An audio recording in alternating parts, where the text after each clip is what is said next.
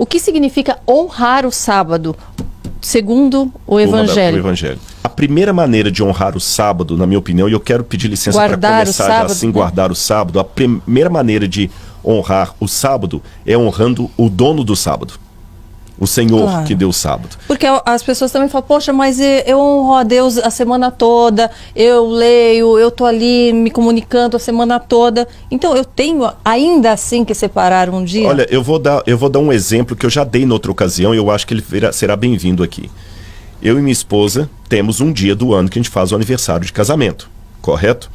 Eu não jogo bola, Karina. Eu nasci com 2 pernas esquerdas e não sou canhoto. Mas vamos supor, já que estou fazendo comparações aqui, que eu fosse um exímio jogador de futebol e amasse jogar bola com os meus colegas todos os domingos de manhã, tá bom?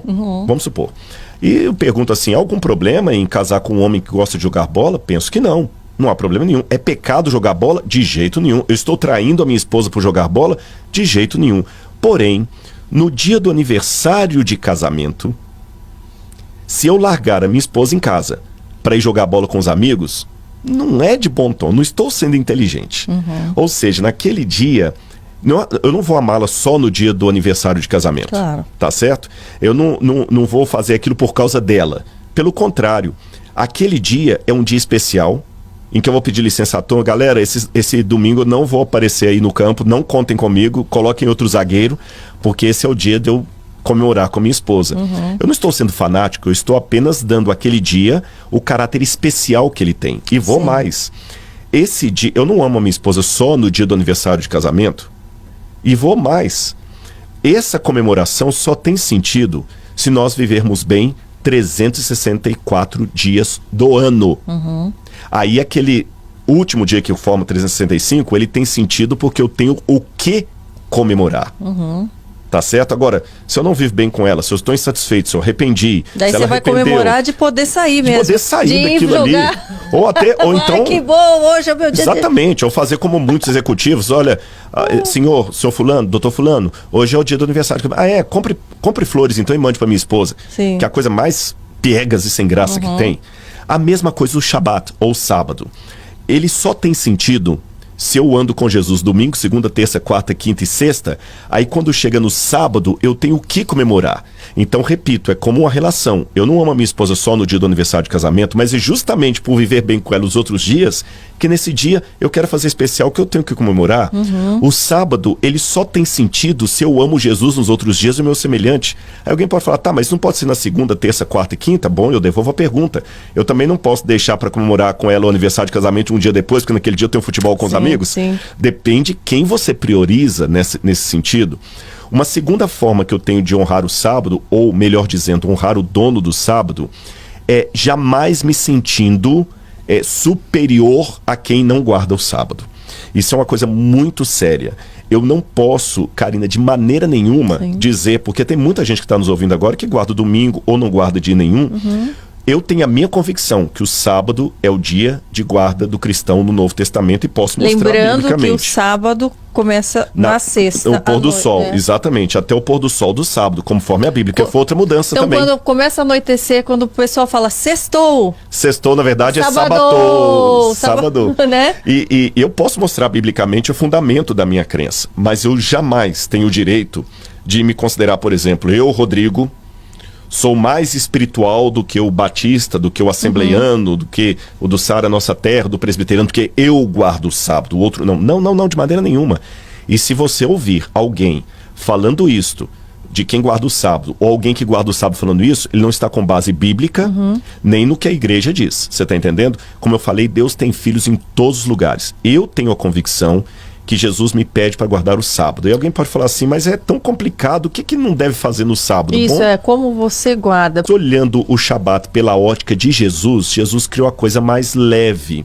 O que é o Shabat para mim? É aquele dia em que eu dedico mais à família, ao próximo, a Deus. É lógico que eu tenho que dedicar isso todos os dias, mas imagine alguém que trabalha numa situação caótica todos os dias. Principalmente hoje, que muitos pais não têm tempo para os filhos.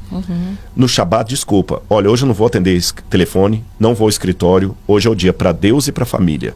Vou cultuar a Deus, eu vou ensinar para o meu filho que aqui nós estamos comemorando o fato que a Terra tem um Criador, e que esse Criador um dia morreu na cruz do Calvário, e no Shabat ele descansou no pó da terra para ressuscitar no domingo. E levar os filhos para o campo e tudo mais. Agora, é claro que no sábado nós não vivemos numa sociedade perfeita.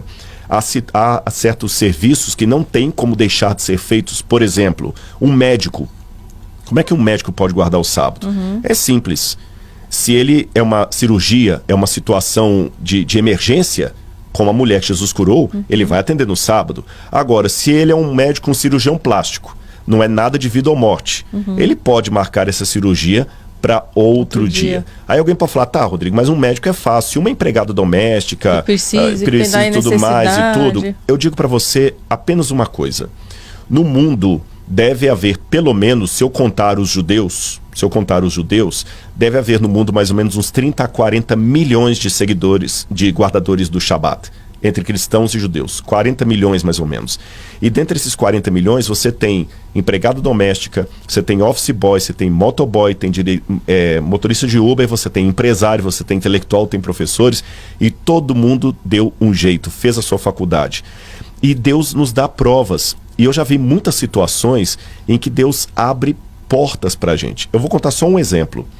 Eu tenho um amigo que ele tinha um professor ateu, que debochava das coisas, e na sexta-feira ele já pedia, no Brasil pelo menos nós temos uma liberação do governo para isso, que você tem o direito de não ir às provas no sábado e tudo mais. O governo federal permitiu isso para adventistas, judeus, cristãos guardadores do sábado.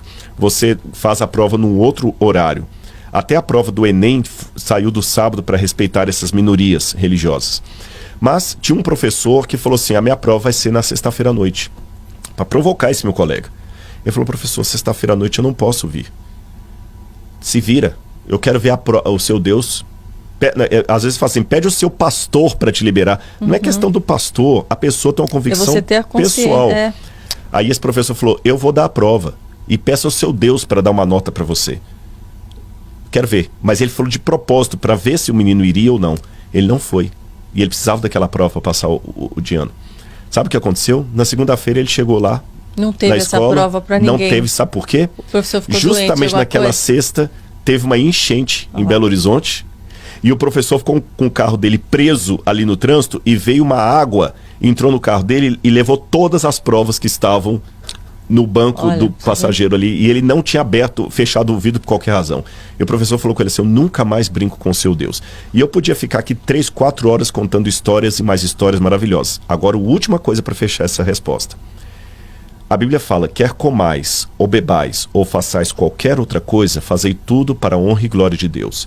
Se você que está me ouvindo decidir guardar o sábado, faça para a glória de Deus, não para se sentir superior a irmãos que não guardem o sábado, ou para querer esfregar o sábado na cara dos outros. Faça para a glória de Deus, não é para ser salvo. As obras não são o meio nem a causa da minha salvação, são o resultado dela. Então eu guardo o sábado como uma demonstração de amor ao Deus que, pelo meu entendimento, pediu para eu guardar o sábado, não para poder me sentir superior espiritualmente a qualquer pessoa que discorde de mim. Uai, seu app de vídeos curtos.